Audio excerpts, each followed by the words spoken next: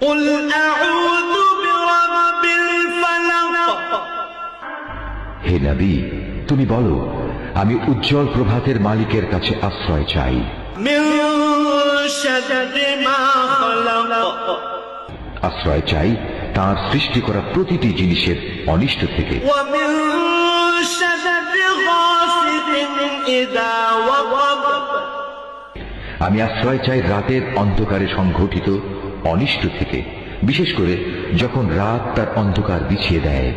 ومن شر النفاثات في العقد আমি আশ্রয় চাই গিরায় ফুঁক দিয়ে জাদু টোনাকারিনীদের অনিষ্ট থেকে।